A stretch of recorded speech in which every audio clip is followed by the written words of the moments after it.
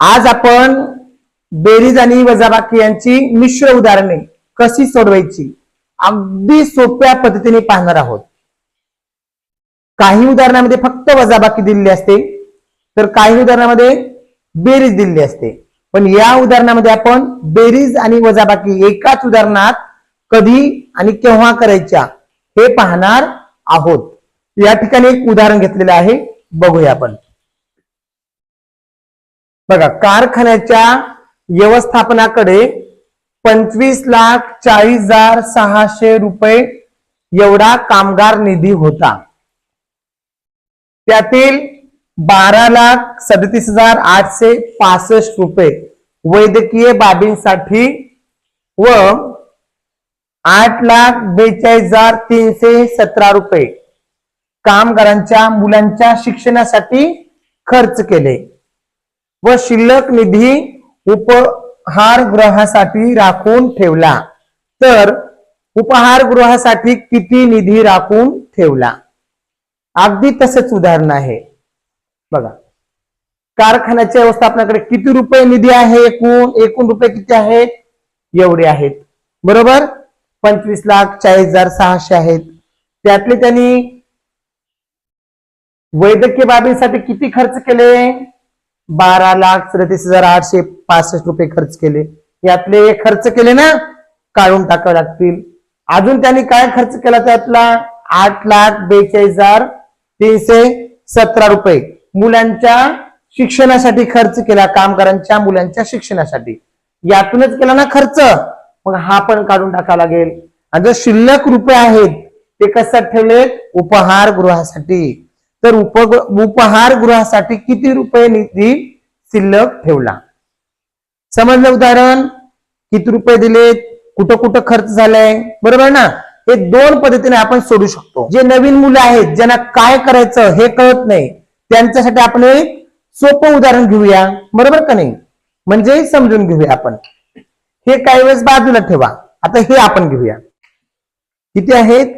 4 आहेत। किती? हे 4 आहेत, बरोबर। 4 रुपये आहेत।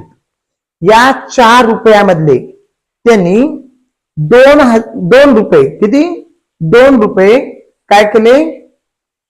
खर्च केले, दवाखान्यासाठी खर्च केले। एकूण 4 रुपयापैकी 2 रुपये दवाखान्यासाठी खर्च केले। मग 4 मधले आपण हे 2 काढून टाकले, बरोबर। किती राहिले? 2। आणि राहिलेल्या 2 मधून अजून पुन्हा त्यांनी 1 रुपया त्या कारखान्यातल्या माणसांच्या मुलांच्या शिक्षणासाठी खर्च केला। आणि राहिलेल्या पैशाचं काय बांधलं? उपहारगृह बांधलं। मग उपहारगृह किती रुपयाचं बांधलं रे? 1 रुपयाचं बांधलं। म्हणजे उपहारगृहासाठी 1 रुपये रक्कम खर्च झाली। तुम्ही काय केलं? 4 रुपये होते, त्यातले 2,000 रुपये वैद्यकीय म्हणजे दवाखान्याला खर्च झाला, 4,000 काढून टाकला। शिक्षणावरला खर्च 1 रुपया काढून टाकला। राहिलेल्या 1 रुपयामध्ये उपहारगृह बांधलं, बरोबर। अगदी असंच हे उदाहरण आहे, किंवा आपण दुसऱ्या पद्धतीने सुद्धा आपण करू शकतो। बघा, 4 रुपये आहेत, बरोबर ना। त्यातील त्यांनी 2 रुपये दवाखान्यावर खर्च, 1 रुपया शिक्षणावर खर्च, मग 2 मिळून किती झाले? हे 2 रुपये दवाखान्याचे आणि हे शिक्षणाचे किती रुपये झाले? 3 रुपये खर्च झाला। किती रुपये होते? 4 रुपये होते। 4 मधून 3 काढले, किती रुपये राहिला? 1 रुपया राहिला। 1 रुपया काय केला? उपहारगृहासाठी खर्च केला। अगदी असंच साधं गणित आहे, फक्त संख्या मोठी आहे। आपण इथे 1 रुपया पकडला, इथं जास्त आहेत, बरोबर ना। चला मग हे सोडूया। सोडवलं का तुम्ही? शाबास। बघू आपण ते सोडूया आता। अगदी पहा, असंच आपल्याकडे किती रुपये आहेत? 25,40,600 रुपये आहेत। कुणाकडे? कारखान्याच्या व्यवस्थापनाकडे एवढे रुपये आहेत। त्यासाठी त्याने त्यातील 12,37,865 रुपये वैद्यकीय बाबीवर खर्च केलाय, बरोबर ना। यातले किती खर्च केले? एवढे खर्च केले। मग एवढे काढून टाका, किती लाख रुपये? 12,37,865 रुपये काढून टाकू आपण, बरोबर की नाही। शून्य आपण इकडं उष्णा घेतो बरोबर का नाही. 10तून 5 गेले 5 राहिले, इथं राहिले 9, 9तून 6 गेले 3 राहिले, इथं किती राहिले रे 5, कारण इकडे आपण 1 दिला होता. मग इथं आहे का नाही, मग इथला एक आपण इथं घेऊ. इथं झाले 10, 10तून पुन्हा इकडे एक इथं घेतला किती झाले 15, 15तून 8 गेले किती राहिले 7 राहिले बरोबर की नाही. इथं किती राहिले मग 9, 9तून 7 गेले 2, इथं किती राहिले रे 3, 3तून 3 गेले 0, 5तून 2 गेले 3, 2तून 1 गेला. पटपट बोलत जा. एवढा निधी शिल्लक राहिला, एवढे रुपये शिल्लक राहिले एकूण रुपयामधले, कारण की आपण हे काढून टाकले. मग या रुपयामधून राहिलेले त्यांनी काय केलं, राहिलेल्या रुपयामधून त्याने अजून ते जे कामगारांची मुलं आहे त्यांच्या शिक्षणासाठी काही खर्च केला. या राहिलेल्या किती केला ते रक्कम 8,42,317 रुपये अजून यातून खर्च केले ना मुलांच्या शिक्षणासाठी. मग ते पण देऊन टाकावं लागेल ना, झालेला खर्च काढावा लागेल ना, यातून ते पण काढू आपण. तो किती खर्च आहे 8,42,317, 8,42,317 वजा करा, काढून टाकू ना हा पण खर्च एकूण रकमेतून. इथला इथं गेला 15तून 7 गेले किती राहिले 8, बोला पटपट.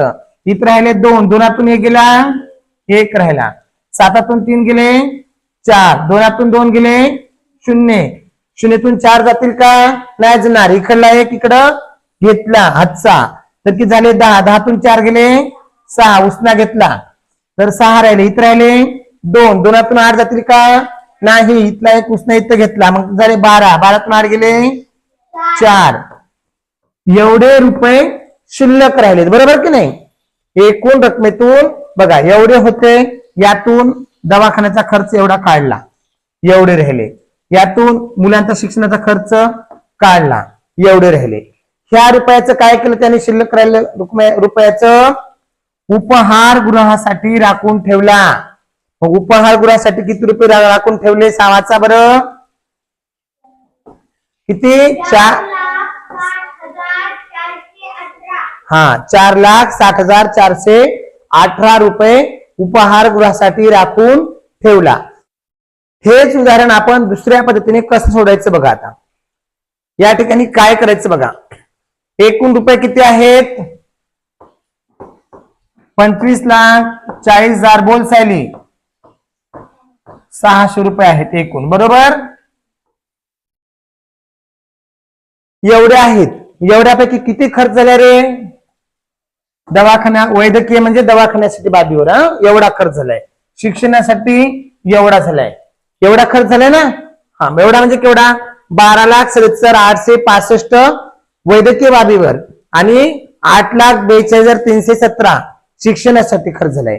मग हे दोन्हीचा खर्च आपण बेरीज करू, यामधून हे दोन काढून टाकायचे ना. तर मग काय करू आपण 12,37,865 अधिक 8,42,317 या दोघांची काय करू बेरीज करू बरोबर ना. झालेला खर्च आहे ना 5 आणि 7 12 2 हातचा आला 1 7 आणि 6 आणि 1 7 आणि हातचा 1 8 8 आणि 3 11 ला 1 हातचा आला 1 7 आणि 2 9 हातचा 1 10 ला 0 हातचा आला 1 4 आणि 3 7 आणि हातचा 1 8 आणि 8 आणि 2 10 ला 0 हातचा आला 1 आणि हा 1 2 20,80,182 रुपये एवढा एकूण झालेला त्यांचा खर्च आहे.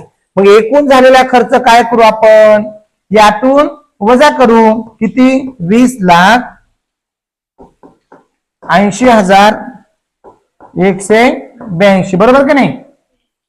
एकूण रुपयातून झालेला एकूण खर्च वजा काढून टाकू आपण. 10तून 2 गेले 8 राहिले, सॉरी 10तून 2 गेले 8 राहिले. इथं बघा इथून 10 0तून 2 जात नाहीत ना म्हणून आपण उष्णा घेतला 6 करून इथं झाले 10 10तून पुन्हा इकडे घेतला 9 इथं झाले 10 10तून 2 गेले 8 राहिले, इथं राहिले मग 9 9तून 8 गेले 1 इथं किती राहिले रे 5 5तून 1 गेले 4 0तून 0 गेले 0 इथला इथं घेतला 14तून 8 8 14तून 8 गेले 6 राहिले. किती राहिले? 4. 4 शून्य गेले 4. 2 2 गेले 0. आलं का उत्तर? 4,60,418. पहिल्या वेळेस पण एवढे चालू होतं का आपलं उत्तर? हा. अशा पद्धतीने आपण दोन्ही प्रकारे बेरीज आणि वजाबाकीची उदाहरणं सोडवू शकतो. हे लक्षात घ्या.